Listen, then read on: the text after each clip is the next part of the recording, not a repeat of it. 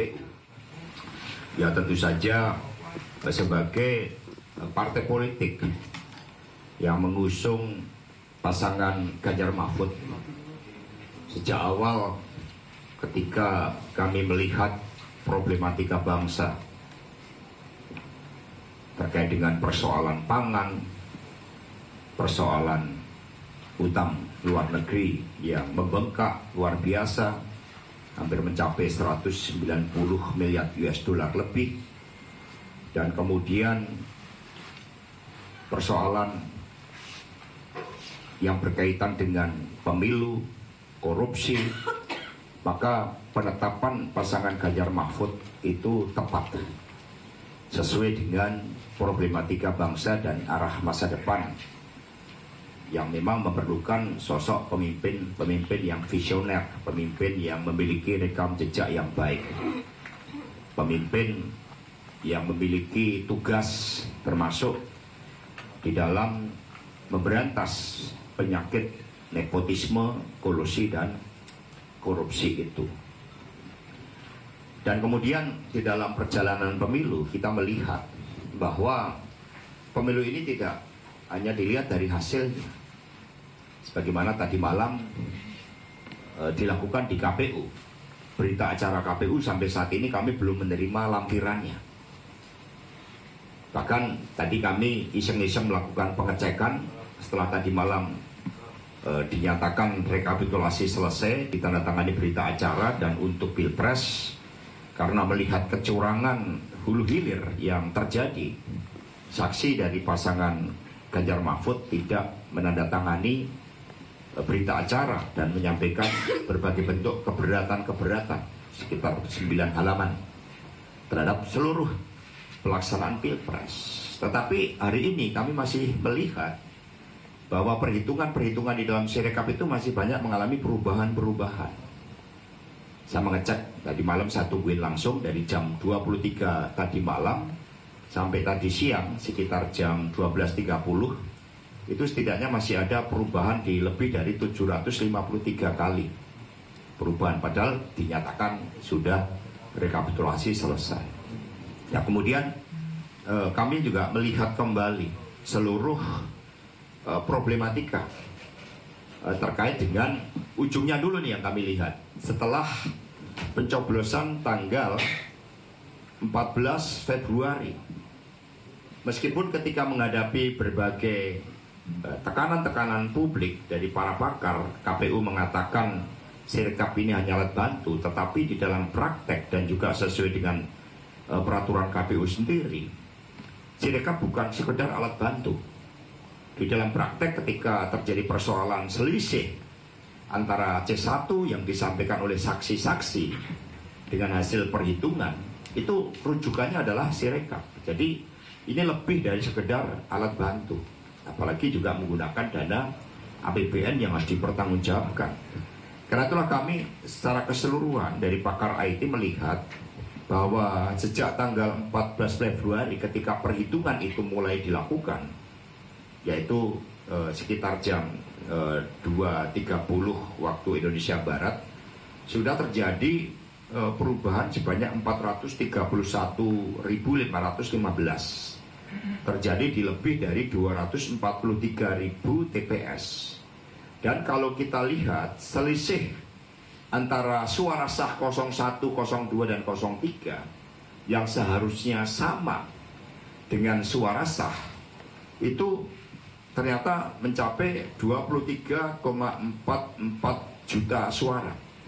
Dan ini terjadi penggelembungan suara. Nah, itu kita menggunakan data-data dari KPU, apalagi kalau kita menggunakan data-data dari murni C1 plano yang dikirimkan para saksi. Meskipun ada upaya-upaya secara sistematis agar C1 plano yang otentik itu tidak diterima oleh saksi 01 dan 03. Tapi ada pergerakan masyarakat sipil yang akhirnya memberikan juga suatu kontribusi terhadap C1 plano tersebut. Nah, sehingga dari hasil ini, maka kalau kita cermati, semakin menyempurnakan suatu rangkaian proses kecurangan dari hulu ke hilir. Lalu banyak yang mengatakan bahwa kami tidak mau menerima kekalahan. Ini bukan persoalan kekalahan. Karena itulah atas berbagai pertimbangan-pertimbangan tentang pentingnya menjaga konstitusi, menjaga nilai-nilai demokrasi, menjaga harapan tentang hadirnya pemilu yang demokratis, maka terhadap hasil yang diumumkan KPU tadi malam, sikap dari partai politik pengusung Pak Ganjar Mahfud menegaskan bahwa proses pemilu belum selesai. Karena Ganjar Mahfud akan menggunakan hak konstitusionalnya untuk melakukan gugatan melalui Mahkamah Konstitusi. Dan dalil yang kami sampaikan sangat jelas.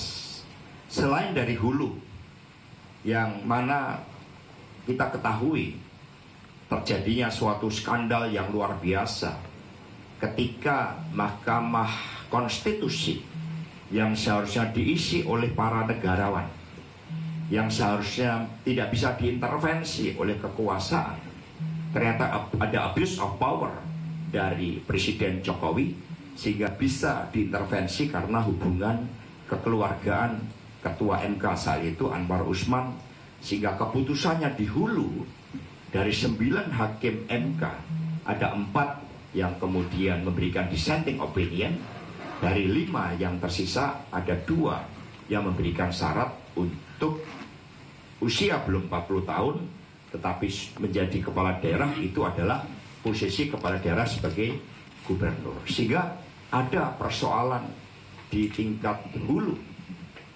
yang menggunakan teori hukum manapun itu seharusnya tidak boleh diambil suatu keputusan, dan pemilu presiden akhirnya memiliki persoalan dari hulu. Dan kemudian dalam prosesnya kita lihat campur tangan dari aparatur negara yang seharusnya netral, terutama adalah kepolisian Republik Indonesia yang begitu banyak melakukan oknum-oknumnya berbagai bentuk intimidasi yang mendowngrade dari ranah institusi tersebut yang seharusnya berpihak pada kepentingan rakyat, bangsa, dan negara menjadi kepentingan yang berpihak pada orang per orang dan keluarga. Jadi ini persoalan yang sangat serius. Lalu di hilirnya juga terjadi money politik, intimidasi yang berlanjut.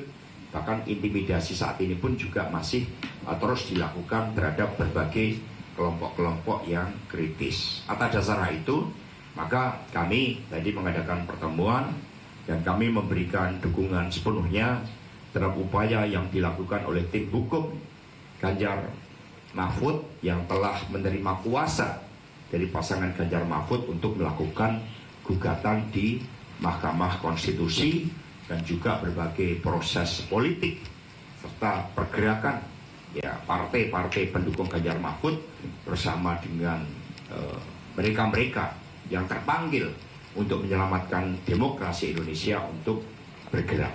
Itu yang dapat kami sampaikan, sehingga tahapan Pilpres belum selesai, hak konstitusional akan kami pakai dengan sebaik-baiknya.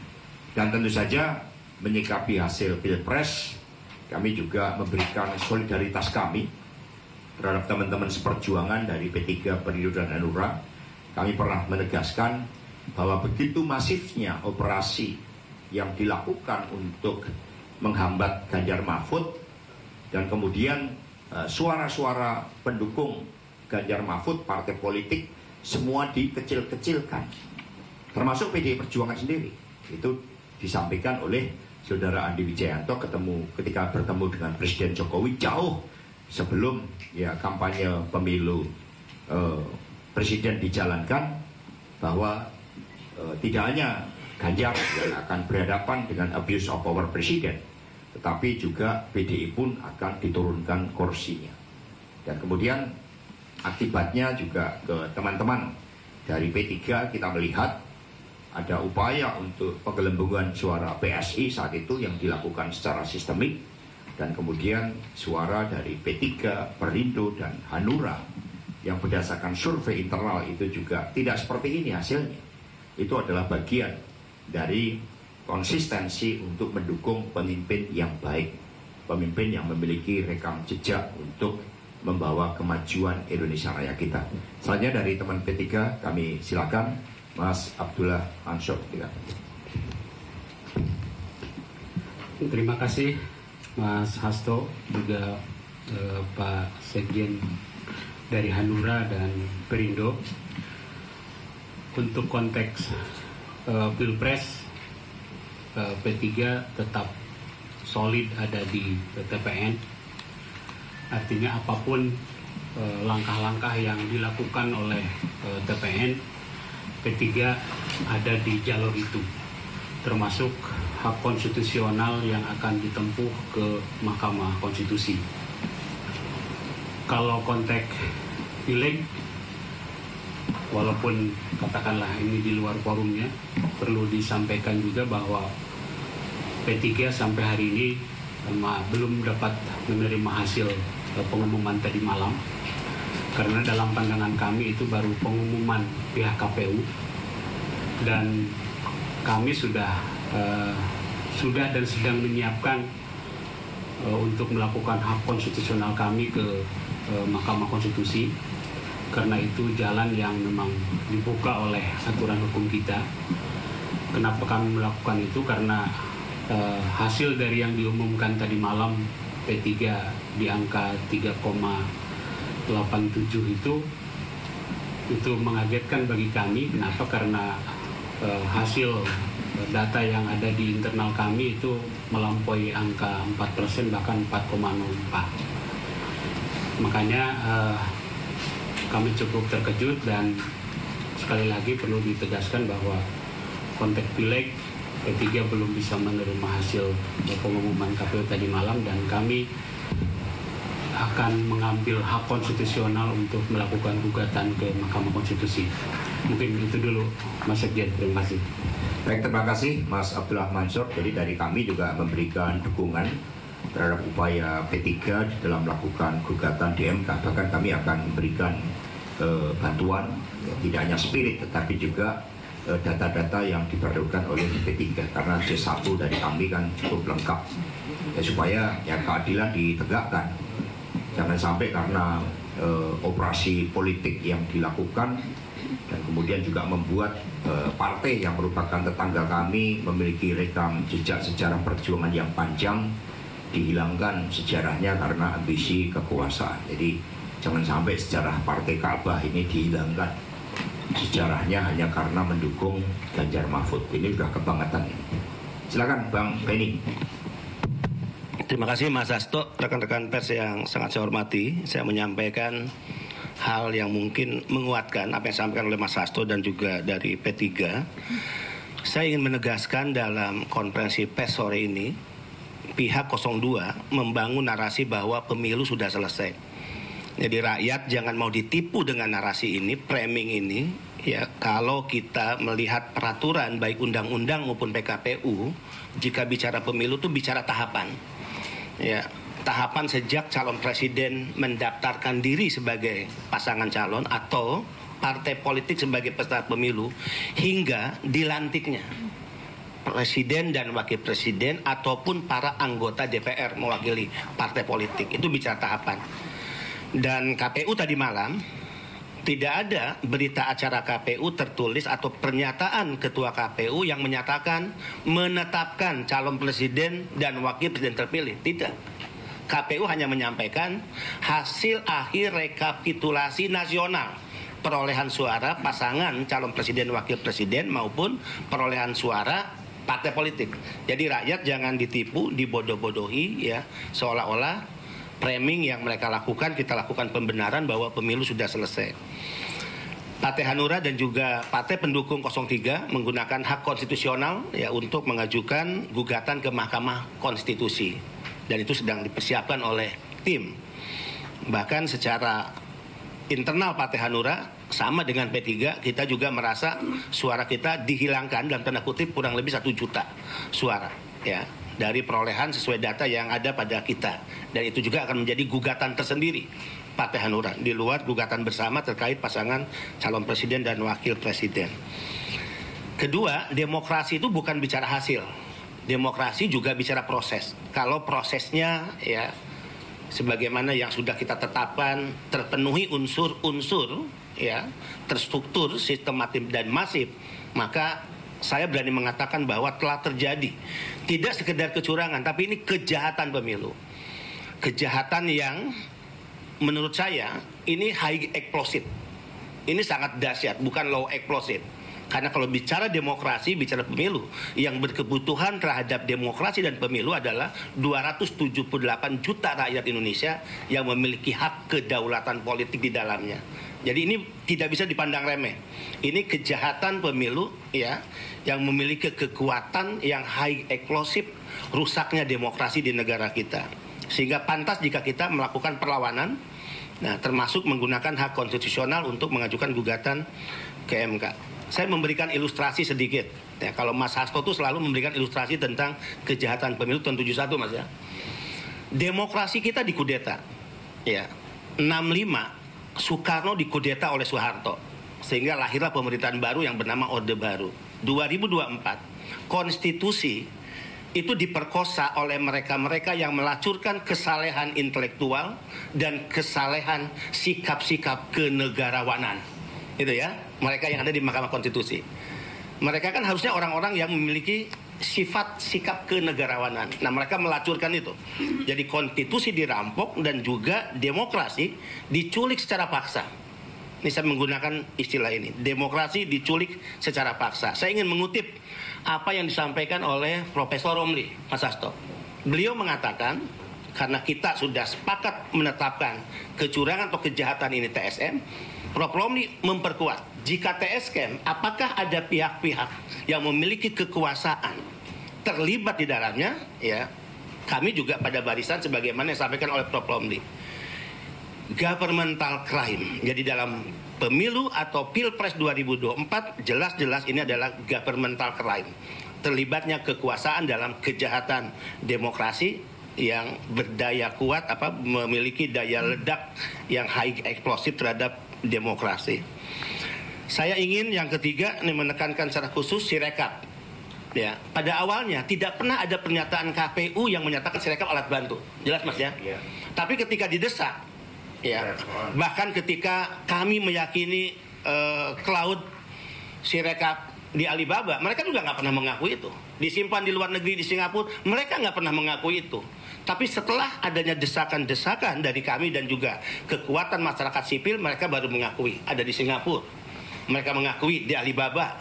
Kemudian akhirnya mereka merubah bahwa Sirekap adalah alat resmi KPU menjadi alat bantu KPU. Nah, ini harusnya menjadi ya tanda awas bagi pihak yang memiliki otoritas hukum, di mana kejahatan-kejahatan lainnya kami juga mencatat telah terjadi 400.000 lebih ya perubahan data yang masuk ke Sirekap. Bisa dibayangkan selama Sirekap digunakan ya hingga menjelang pencoblosan telah terjadi 400.000 lebih ya perbaikan data yang masuk, sehingga kami mendesak agar dilakukan audit forensik terhadap Sirekap. Nah, ini tantangan buat KPU.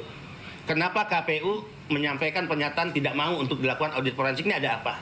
Ya, apakah takut kejahatan yang diduga melibatkan KPU terbongkar atau melibatkan pihak-pihak lain terbongkar? Maka ya kami ingin satu audit forensik, yang kedua polis lain terhadap Sirekap. Ya, demikian tambahannya, terima kasih. Ya baik, terakhir tadi Bang Rofik, tapi sebelumnya dari Bung Kenny Ramdhani tadi, mengapa ada penolakan terhadap audit forensik Sirekap oleh KPU? Padahal itu oleh KPU terakhir dinyatakan sebagai alat bantu. Seharusnya kalau alat bantu, ya kita lakukan aja audit forensik. Nah, berdasarkan pertemuan kami dengan pakar IT tadi siang, ternyata dengan memindahkan server ke Alibaba di Singapura yang sebelumnya tidak diakui, yang didahului dengan mematikan Sirekap pada tanggal 14 Februari jam 2 sampai jam 7.21 malam, karena di situ ada kepentingan masuknya JSON script yang mengunci perolehan Ganjar Mahfud itu pada angka 17%. Nah, sehingga ketika dia masuk ke Alibaba, tidak hanya ini pelanggaran undang-undang, ya, yang sangat serius menyangkut kedaulatan negara, tetapi di situ adalah untuk mencuci seluruh rekam jejak Jason Script. Karena dengan masuk ke server Alibaba di Singapura, ini tentu saja menciptakan berbagai barrier di dalam melakukan audit forensik terhadap server di Alibaba itu. Jadi ini sudah kejahatan betul yang dirancang dengan sangat baik untuk mematikan demokrasi tadi. Selanjutnya Mas Rofik dipersilakan. Terima kasih Mas Hasto. Bismillah, Assalamualaikum warahmatullahi wabarakatuh. Teman-teman pers yang saya hormati, pertama terkait dengan sikap Pilpres dari Partai Perindo mendukung penuh apa yang sudah menjadi bagian dari keputusan Mas Ganjar dan Pak Mahfud bahwa akan maju atau mencari keadilan di MK. Memang penting mencari keadilan dalam konteks hari ini. Ini bukan soal angka-angka, bukan selisih berapa, tetapi mencari keadilan dalam konteks penyelamatan demokrasi di Indonesia ke depan itu menjadi hal yang utama. Apa yang sudah disampaikan tadi, saya hanya sedikit saja menambahkan bahwa pemilu hari ini melululantakkan semua teori-teori politik, semua praktek-praktek politik, semua analis-analis politik, semua tidak berguna. Karena dengan adanya masifnya kecurangan yang sangat luar biasa itu, akhirnya apa yang menjadi analisa politik itu nggak ada lagi, nggak ada relevansinya. Bayangin pengakuan Bu Risma selaku Mensos di DPR misalkan. Bu Risma ini hanya mengelola 78 triliun. 78 triliun. Sementara uang bansos yang digelontorkan hampir 500 triliun. Itu artinya bahwa dengan masifnya uang yang sebesar itu tanpa diketahui, dengan data yang tidak transparan, ketika itu disebarkan kepada masyarakat Indonesia secara merata, ya pasti hancur lebur. Sementara masyarakat kita memang dalam kondisi yang belum diuntungkan dalam konteks ekonomi. Ketika adanya bansos yang begitu rupa, maka seluruh pertahanan partai politik, pertahanan para capres dan terutama Mas Ganjar sama Pak Mahfud ini ya babak belur ketika diserang yang sangat masif begitu. Yang disebut Mas Beni tadi, ini high explosive, ini bom atom di Nagasaki itu dipraktikkan di pemilu ini. Maka boleh jadi kalau ada di antara kita yang mau mendaftarkan Pak Presiden untuk mendapatkan gelar terbaru di Guinness Book of Record misalkan sebagai Bapak perusak demokrasi, ya boleh juga. Ini penting agar menjadi pesan terbaik bagi bangsa ini dan tidak terulang di masa yang akan datang. Jadi soal Pilpres, soal Pileg ini memang sangat luar biasa. Saya berpolitik sekian lama juga tidak bisa berpikir lebih jernih lagi, karena apa yang menjadi sangkaan, apa yang menjadi bagian dari praktek, apa yang menjadi bagian dari konsolidasi, ini nggak ada artinya semua. Karena dengan adanya intimidasi, sembako, inilah yang menghancurkan. Yang kedua, banyak juga anomali-anomali. PDI itu penguasa terbesar, PDI Perjuangan, mohon maaf. PDI Perjuangan itu penguasa terbesar di Jawa Tengah, tetapi tidak ada yang disebut dengan koktail efek, itu nggak ada sama sekali berkaitan dengan capres. Begitu juga dengan situasinya di Bali dan Sulut. Banyak sekali anomali-anomali. Ini adalah kesengajaan, ini adalah rekayasa, ini adalah manipulatif. Jadi clear, jalan keadilan satu-satunya yang ada di Mahkamah Konstitusi itu menjadi sangat penting agar masyarakat juga mengetahui seberapa besar daya keculasan para pemimpin di Republik ini ketika turut serta mengawal demokrasi ini. Apakah dia merusak yang paling berat atau seperti apa nanti akan kita lihat secara bersama-sama. Saya kira itu yang bisa saya sampaikan, Mas Hasto. Terima kasih. Assalamualaikum warahmatullahi wabarakatuh. Baik, terima kasih. Jadi kalau dulu saya mengatakan ini overshooting, sehingga daerah-daerah di basis PDI pun Jawa Tengah, Bali, Sulawesi Utara itu diperlakukan seperti itu melalui operasi dari hulu hilir. Ternyata tadi dikatakan itu bukan overshooting, tapi itu malah bom atom kira-kira. Karena dilakukan dari hulu hilir. Tapi ini malah semakin menambah kecurigaan publik. Karena kalau di luar negeri Ganjar Mahfud aja bisa juara, ya seharusnya di daerah-daerah yang merupakan basis PD Perjuangan, spirit perlawanan itu seharusnya muncul. Dan itu dilakukan. Tetapi inilah ya bahan sosnya yang nggak nyampe ke luar negeri, sehingga yang di luar negeri kan membangun suatu kemurnian dari nurani di dalam memilih, dan itu adalah Ganjar Mahfud. Karena itulah kami sependapat bahwa tidak hanya ini dikatakan pemilu yang paling brutal dan curang di dalam sejarah demokrasi kita, terburuk, tetapi juga syarat-syarat berkaitan dengan keabsahan dari hulu itu tidak terjadi seharusnya.